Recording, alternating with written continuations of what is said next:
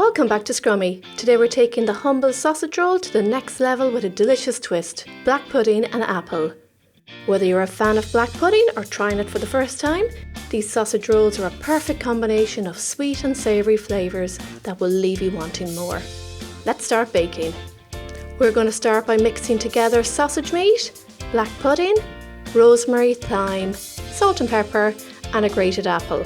If you prefer to make traditional sausage rolls and you don't want to use the black pudding, then just swap it out and replace it with the same amount of sausage meat. I like to add mustard to my sausage rolls. This one I'm using is Dijon, but you can use whichever one you like. Beat an egg and add it in and give everything a good mix until well combined. This is ready, so let's get it into the pastry. I'm using shop-bought puff pastry. It's perfect. Roll it out and divide it into 3 equal lengths. Fill the centre of the pastry with the sausage meat, and I use a teaspoon to do this. Just be careful that you don't overfill the sausage rolls. Stretch the pastry a little using your thumb, just like how I'm doing it here, and pull the pastry over the top. Now brush the long edge with a little beaten egg, and this will help to seal the sausage roll. Roll the pastry again so that the sausage meat is enclosed.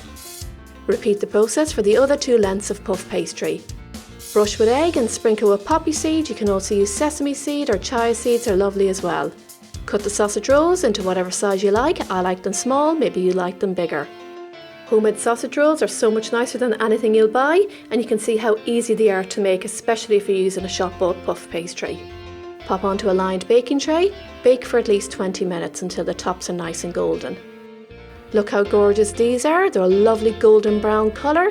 These look amazing. I'm delighted how they turned out.